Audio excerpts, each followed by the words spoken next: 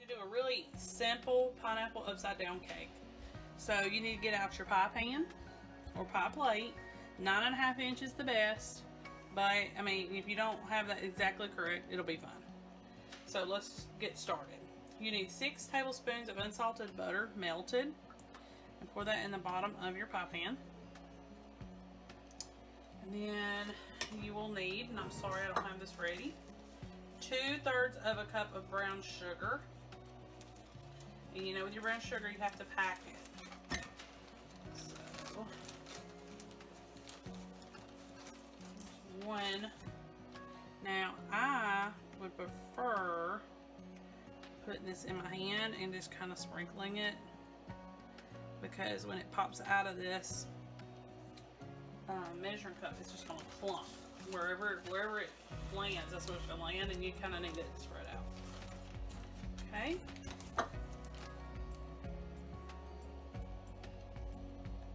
So, there we go. All right. So I'm going by the author's recommendations for this. She said to place pineapple ring in the center and then cut slices all the way around.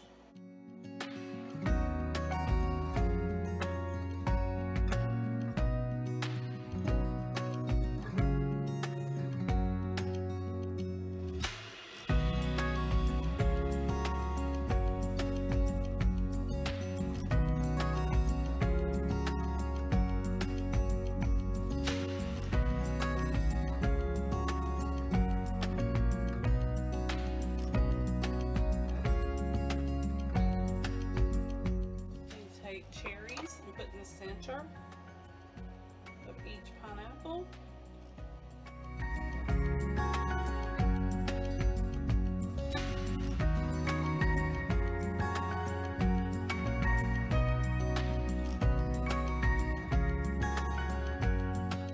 And now we need to put this into the fridge to chill, and then we'll do the cake next. In a large bowl, you need to cream together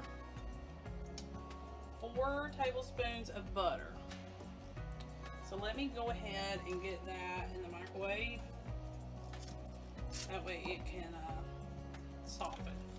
So your next thing that we're going to do is 4 tablespoons of butter flavored Crisco. In a large mixing bowl, you need to add 4 tablespoons of softened butter,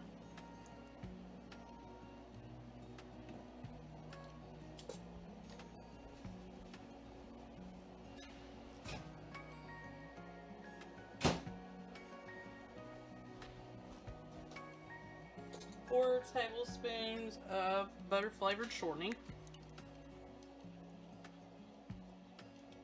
Okay.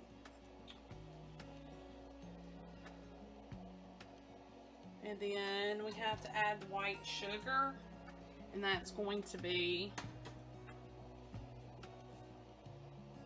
1/2 cup plus 2 tablespoons.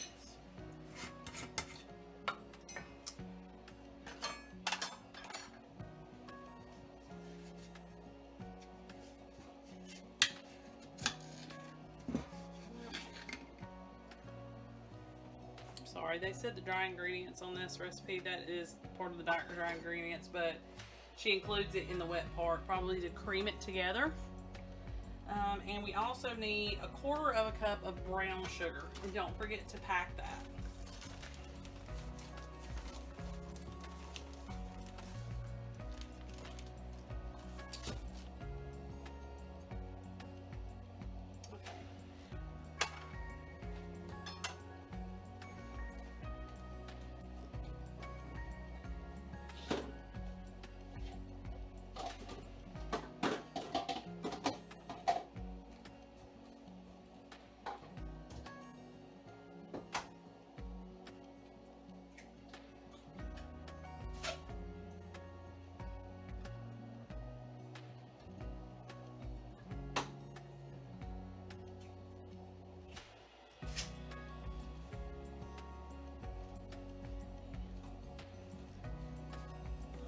I'm gonna give this a little bit of a stir.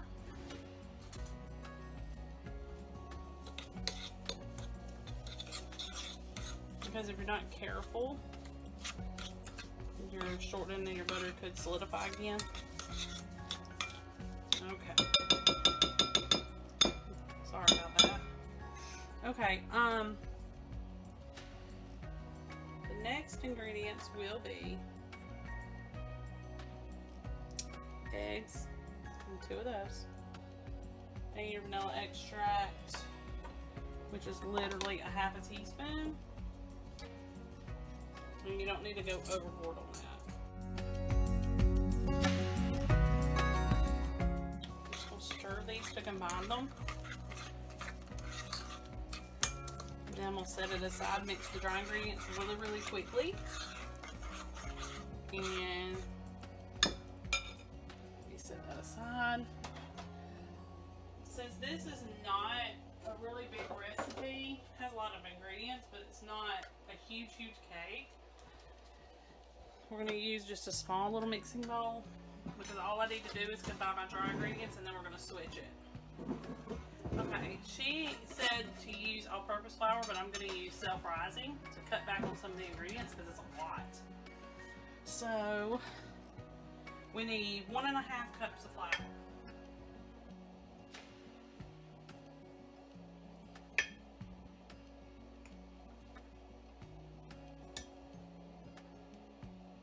Okay, that's 1.5 cups. And because of that, we can skip several little steps. Hopefully it'll still turn out. I'm going to use a whisk. Just kind of sift it a little bit. Just like always. Okay. Now your next step would be to gradually add the flour back to your wet ingredients.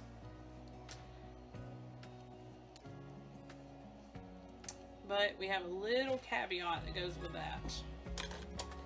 You need to alternate between wet and dry, and we're supposed to use 1/2 cup of whipping cream and a quarter of a cup of milk. So what I'm gonna do is I'm gonna put all of that into one bowl, 1/2 cup of heavy whipping cream.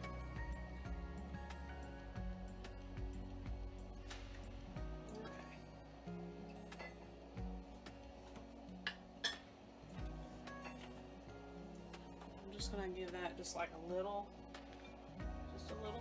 something, a little stir. Okay. You will probably need your mixer for this next step.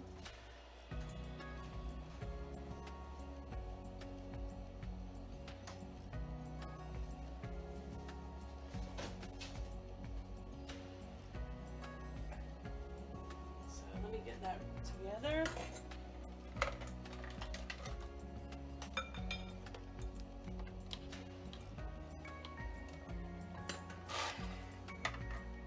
Okay, so the first thing I'm going to do is I'm going to mix what's already in the mixing bowl just a little bit, and then we can start adding everything. All right.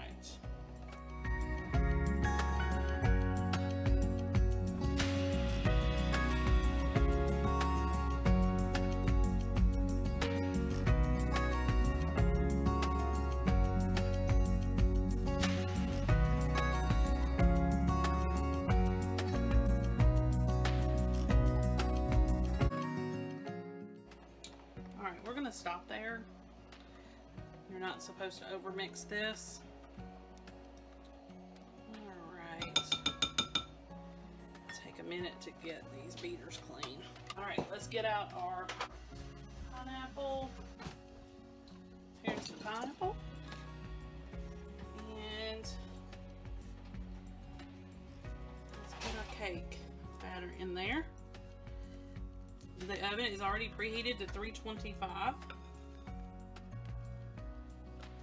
You need to kind of, you don't want to disturb your pineapple, so you need to kind of do little dollops of batter here and there. And then kind of lightly spread it so you don't disturb anything.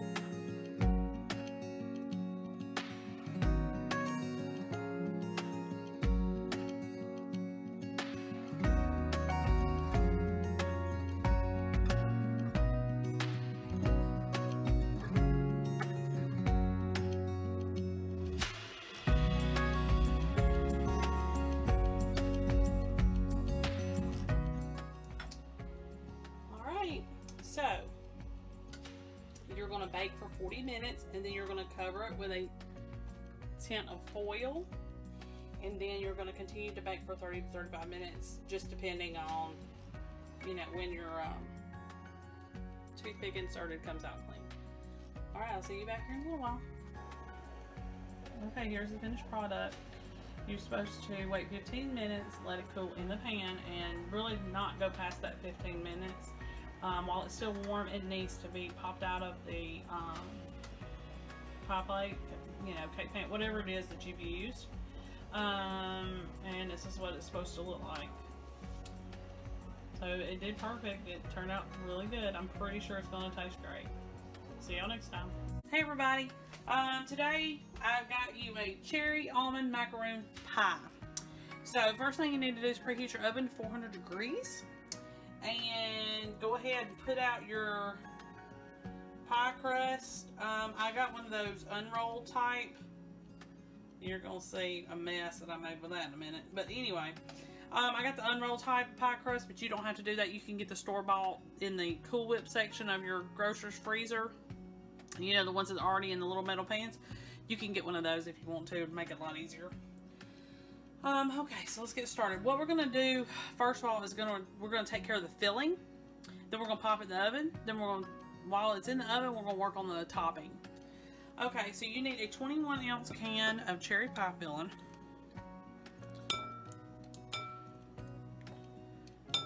And empty that in a bowl. So this is somewhat of a dump and go, but it's kind of a little bit fancier than your regular cherry pie. Then we need a half a teaspoon of cinnamon.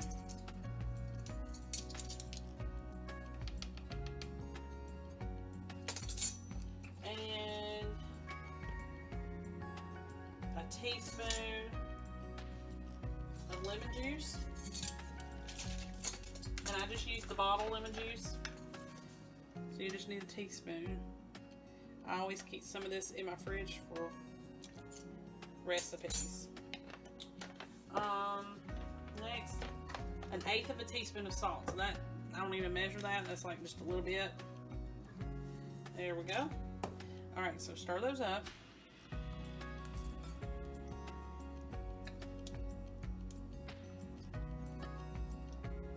My little boys love cherry pie, so hopefully this won't mess them up, because I don't know if they're going to like all this fancy stuff. Alright. Doesn't matter if it looks ugly, because you're fixing to cover all that up. So take your filling and put it inside the crust. And you're going to bake this for 20 minutes, and you're going to take it out, and then we'll have our filling ready. And it's really fast. I think what takes the longest is just waiting on it to get out of the oven. Alright. That's about it. Alright, so let me stick this in the oven, and we'll start on the topping. So let's start the next phase of this. So in a medium bowl, we're going to get our topping ready. Alright, and that's going to consist of, and you just mix all of these things together that I'm going to go through real quick. So you're going to need a whole cup of coconut.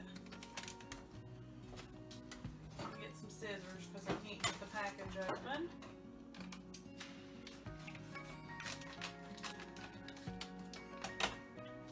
Okay. Whole cup of coconut. And this is just your sweetened whole cup of coconut. I'm using a half cup measure, so I'm going to have to fill it twice, of course. Okay. Half a cup of slivered almonds. And I just bought mine at Aldi's.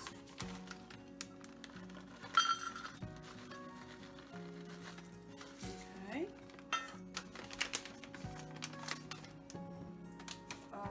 What's next? A little bit of salt. Got that. milk. It's just hard to believe that the filling, you just put all that together. That's what it says. Toss it all together and then put it back in the oven. So we're going to need a 1/4 cup measure for the milk. A 1/4 cup of milk. A tablespoon of butter melted. This is softened. It's probably not going to be good enough. So let me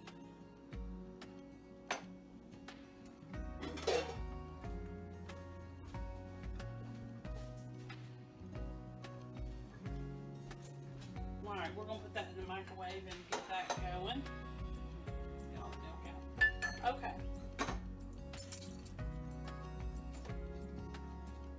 Now, we need a 1/4 teaspoon of almond extract.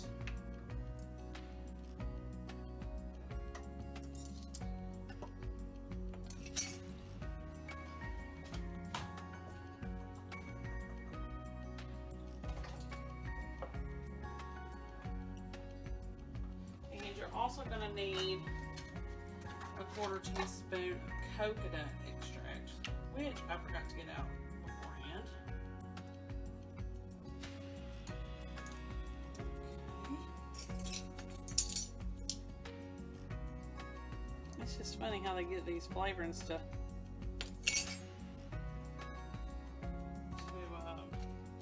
to smell like the real thing. It's just funny. And a large egg beaten. Okay, stir all that up. Oh, and I forgot I need a 1/4 cup of sugar. We gotta get that too.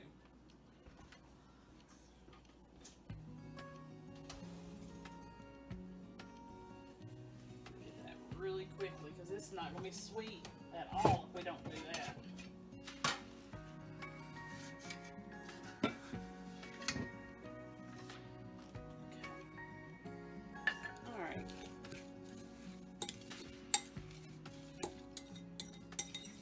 Oh, it smells good.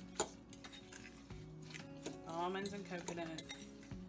Okay, so I just need to put my melted butter in this, and then we can put it on top, and I'll show you that as soon as it gets out of the oven. Okay, so now we're at the point where we're going to add our topping. The pie is fresh out of the oven. Do not turn your oven off because you're fixing to put this right back in there. We did about 20 minutes on this. It's still popping hot. The recipe doesn't say anything about letting it cool or anything, even though this topping has got eggs in it. So, y'all, I don't even know, but I'm just gonna do it. I'm just gonna do it. All right. I was gonna use a rubber spatula to kind of spread it, but I think that's gonna be a bad idea. So what I'm gonna do, I'm gonna get a table, you know, just like a tablespoon or a soup spoon, you know, just a spoon, regular old spoon, and I'm gonna kind of spread it out just the best I can, not messing it up. And then that way, what you can do is you can kind of control it a little bit more. So you kind of drag it, but don't be rough with it. I think a whole just like pouring it is probably a mistake, because you're going to get a glob, one big glob in one place, and you're not going to be able to do anything about it. So make sure you didn't turn your oven off, because we're going to put this right back in here, and you're going to bake this for another 20 to 30 minutes, and it needs to be golden brown on top. So it's like a macaroon cherry pie, basically. And if you like coconut and almonds and all that, then you should like the pie. Alright, now I'm just taking what little bit's left, kind of poking it where I need it. Real simple. It's basically done. I didn't have to do anything. It was a 2-bowl operation and is ready to go into the oven. Now you do need to watch and make sure that your crust doesn't burn. As you can tell, it's already starting to brown around the edges, so you need to watch that. If it does seem like it's getting too dark too quick, just kind of take a piece of foil and just lay lightly over the top. I wouldn't crimp it down or anything. You can, but I'd be very, very careful. Alright, see you back here in a few minutes. Okay, y'all, this is it. Fresh out of the oven. See how it's bubbling right there? I love that. Make sure in between your filling and your topping that you leave the oven on. Don't forget. And I give it, let's see, when I put it in for the second time after the topping was on, I checked it at 20 minutes and I didn't feel like it was done enough. So I put it in for an extra 8 minutes for my oven. Your oven may be a little bit different. So be really careful.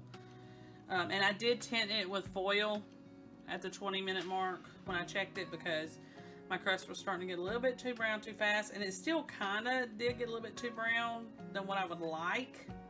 Still edible, but maybe try to tint it just a little bit sooner.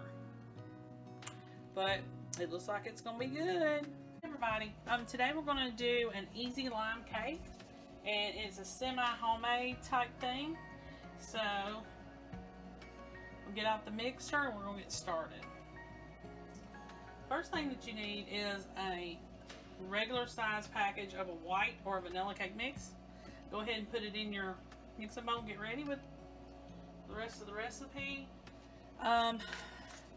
Need to add about a cup of lime yogurt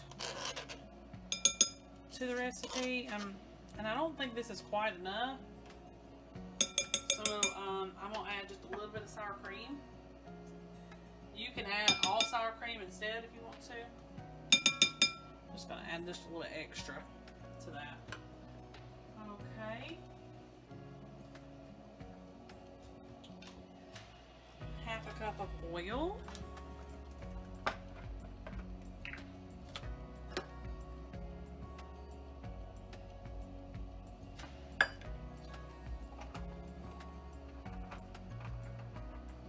Four eggs. Those are here. A tablespoon of lime zest and 3 tablespoons of lime juice. Alright, usually what I do before we start with the mixer, kind of just lightly mix everything together just a little bit. And then I do my final mixing with my mixer.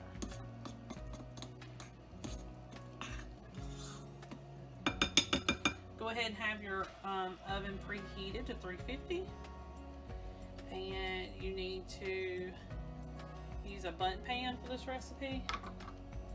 So you go ahead and have that sprayed and ready.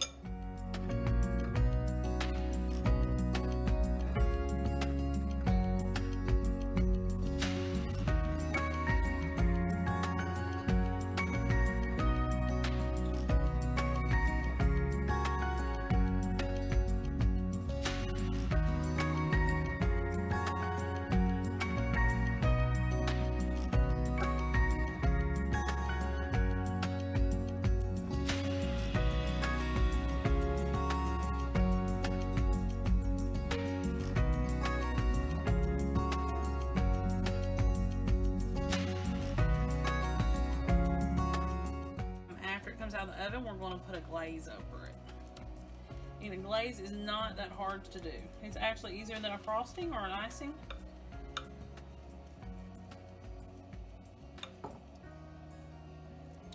And since you added lime zest to this, it kind of makes it seem a little bit more fancy. Okay. Put this in the oven for 350. 40 to 45 minutes, or until your toothpick comes out clear. I'll see you back here in a minute. Hey y'all, let's go ahead and make our glaze for our lime cake. Got 2 cups of powdered sugar in here, 3 tablespoons of melted butter. It is best that you use melted, like real butter, but I don't know that I've ever used margarine. I'm not sure. May not taste the same either. Then we need to do, we're gonna go with the lighter or the less than on our liquids, just to see first how thin this is gonna go. This is 3 tablespoons of lime juice, 1 tablespoon of milk. Now we may have to add 1 more tablespoon of each of those, but if we don't, that's fine too.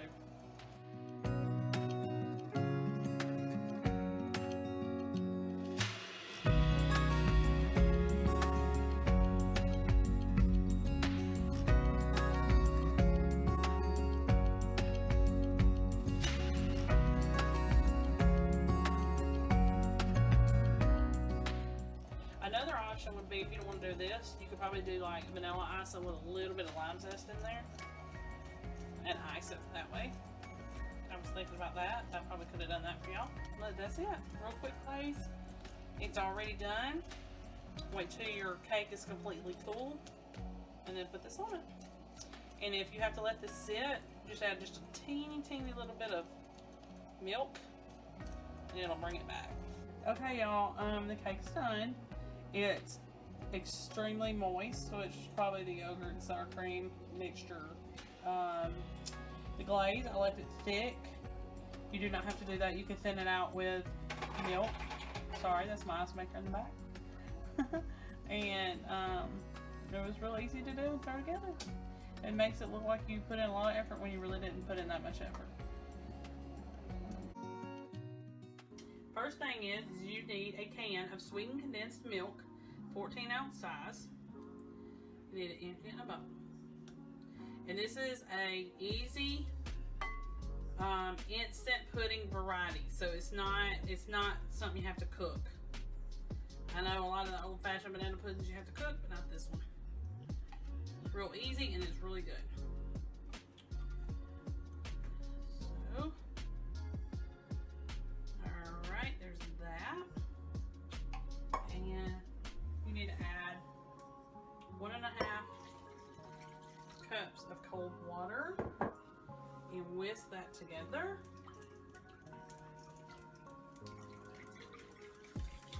Okay. Then you need to add a box of instant vanilla pudding. We like the French vanilla flavor better. I'm not sure why. It just tastes a little better than just regular vanilla, but either one will work.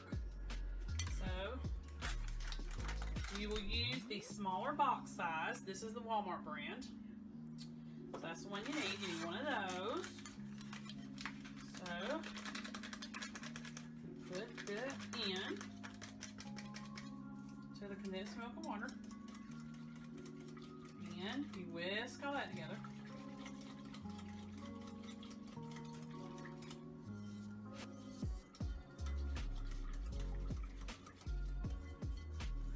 Alright, now the next step is you put it into the fridge for 5 minutes to chill. And while I put that in the fridge, and while that's chilling, I'm gonna put that in the fridge, and while that's chilling, I am going to start my bananas and my vanilla wafers, slicing them and getting them ready. So that way, we'll be making some kind of progress here. Now, you don't have to get really ripe bananas, but try not to get green ones. And that is all the store had. So I'm just going to do the best I can and pray for the best. Also, what was I going to say? The recipe tells you that you can dip the bananas in lemon juice. And usually I would do that if I'm doing like a potluck or something where it would sit for a little while. But this is just for my family, and it's literally not going to last, but by tomorrow it should be gone. So I don't even worry about it. you're doing like a potluck or something like that, I would probably definitely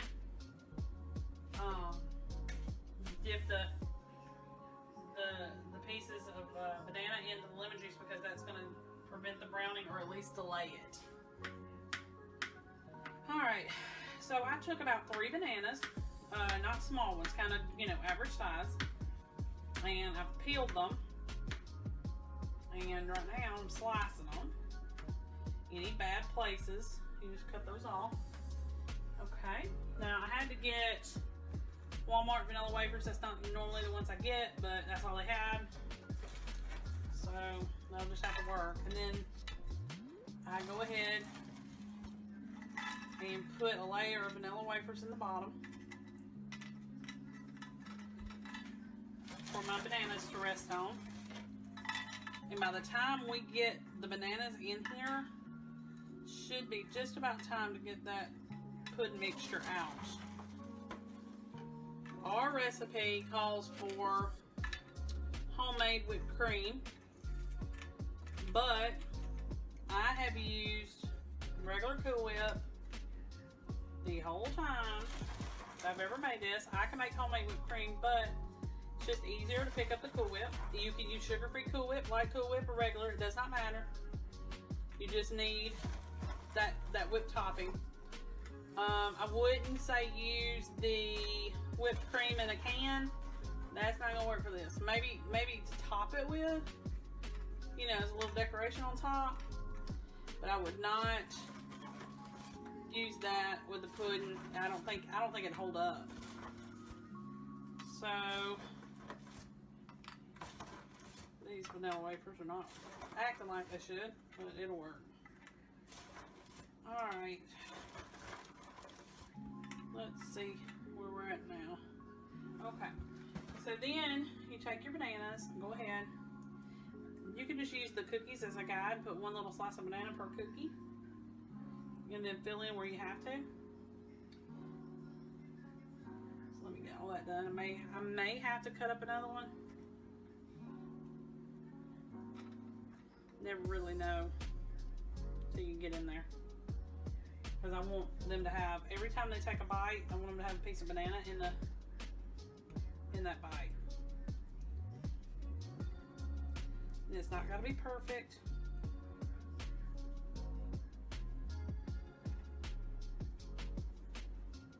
So, there we go.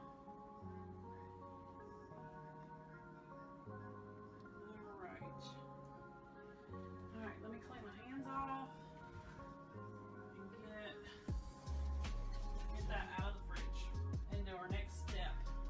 Okay, so the pudding mixture is all chilled and ready. It'll be really, really soft serve.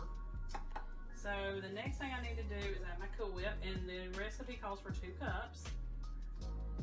So like I said, even though the recipe calls for homemade, you can do either. You can do either one. So don't let that intimidate you, because I didn't. I went right around and got me some Cool Whip and didn't think another thought about it.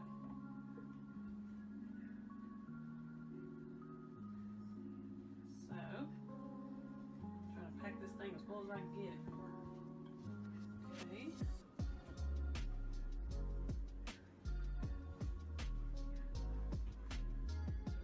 There we go.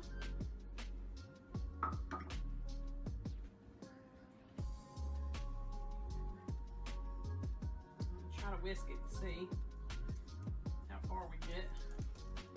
Sometimes it goes together okay, sometimes it don't.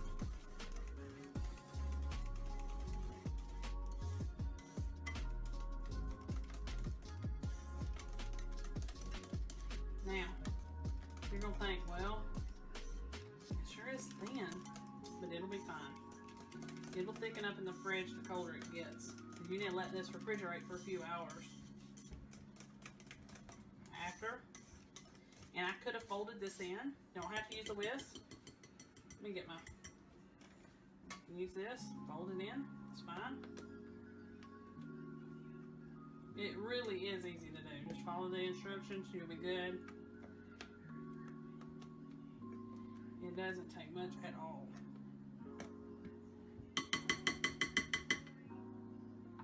Alright, let's see how far I can get with this. Yeah, it's just only going to make one layer. Sometimes I can actually get 2 layers out of this. But not today. And when I do the 2 layers, I put a Cool Whip layer on top, but I'm not going to be able to this time.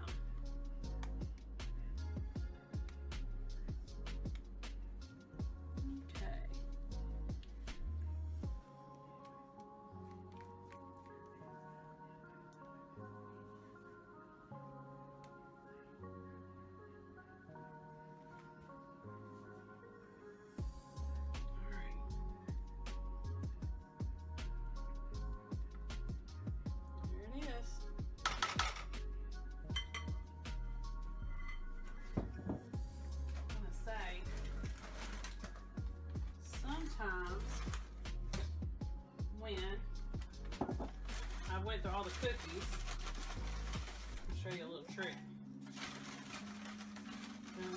This time I didn't, but sometimes when I do, there's these crumbs left at the bottom of the bag,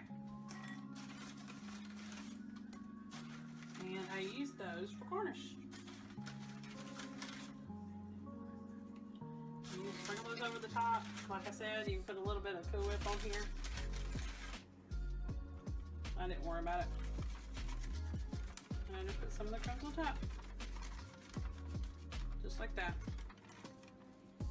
And like I said, you put it in the fridge a couple hours and it's ready to go. And this is perfect for Easter. So we're going to show you, the next few videos we're going to show you is the different things that you can do for the Easter holiday. It's coming up. Every Easter, I've always made my husband and children strawberry shortcake. And this year's no different. Real simple little dessert to make. We don't like angel food cake or sponge cake, so I make mine a little bit different. Some people don't even know you're supposed to get your strawberries and macerate them in the fridge several hours before you assemble. So I'm going to show you how I do it. I got all the strawberries chopped up, and now I'm putting my sweetener on. And like I said, I'm using equal, but you don't have to use that. So please do not write to me complaining about it. You can use whatever sweetener you want, but it's definitely going to need something. It could even be honey if that's what you wanted. Alright, so put it on there, stir it up. The natural juices from the strawberries are going to come out, and while it sits in the fridge, it's going to make it sweet and perfect for your shortcake. So now you cover it and put it in the fridge for a few hours. And I'll be right back when it's ready. Show you what to do next.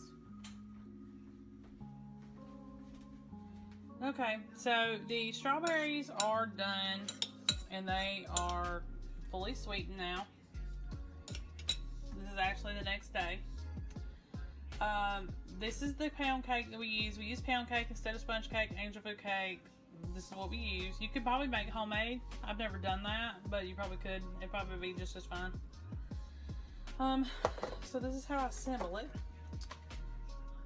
Cut a piece. Then I put some of the strawberries on it. It's okay if you get a little bit of the juice. It's fine. Let's see. That. And then just take some whipped topping, Cool Whip. It can even be the spray can. And just put some on there. That's it. It's real easy and real simple. Okay, y'all, got another Easter favorite here, Watergate salad. You take 20 ounces of crushed pineapple in juice and pour it into a a pretty mixing bowl, because I usually don't put it in a serving bowl, you know, another serving bowl. It stays in the one that we make it in. You need pistachio pudding, one of the smaller boxes, and yes, it can be sugar-free because I've done both. I was going to do sugar-free this time, but I couldn't find any. So you empty the package into the pineapple.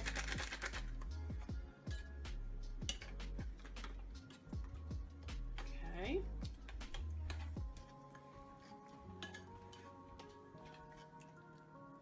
Okay, got that.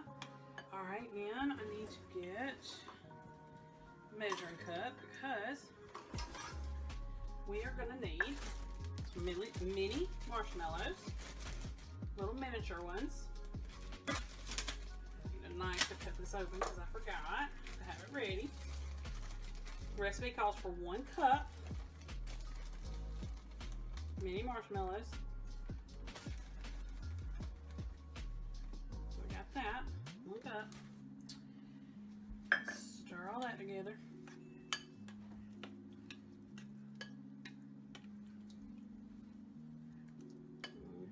Okay. Then we need a 1/2 cup of sweetened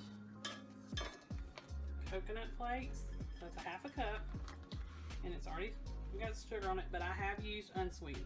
So you can do both without adding anything extra to take up for the lack of sugar. So you can make this more sugar-free, more diabetic friendly.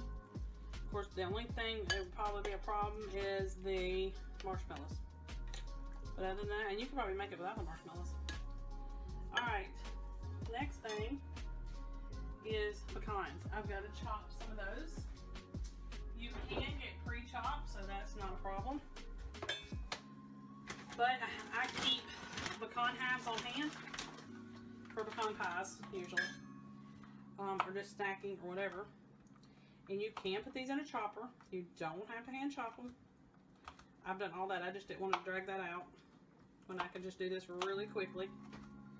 And you can also leave out the pecans. You don't have to put them in it. I would go ahead and tell you, don't put any other nut in here. It needs to be pecans. Pecans are probably the best thing. Maybe pistachio nuts, maybe. But I wouldn't do walnuts or anything else. I don't think it would taste the same.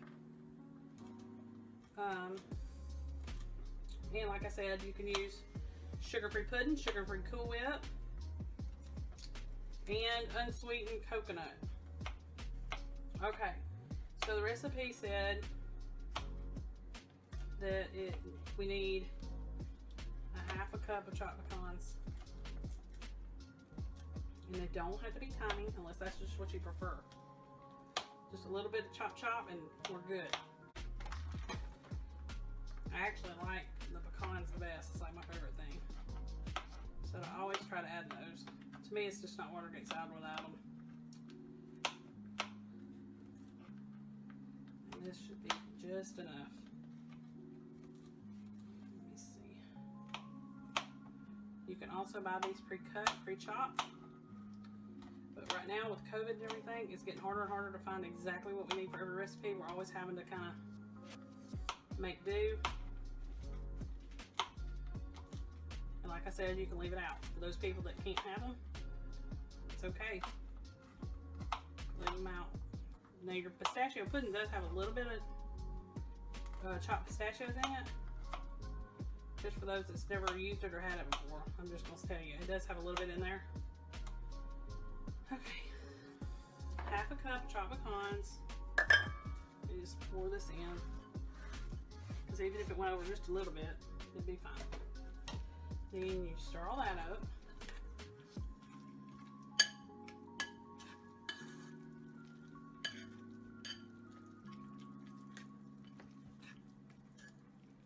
And the last thing to go in will be 9 ounces of Cool Whip. And I've already used some stuff out of here. So that's going to be about, I want to say it's about 2 cups worth. This is a 1/2 cup measure. So there's a 1/2 cup. 1 cup.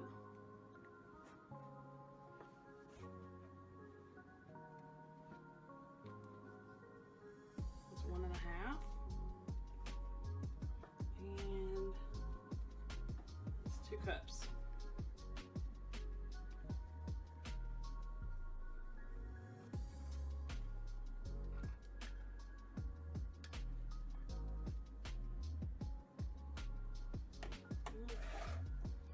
And you just fold that in. Make sure you get it in there all the way.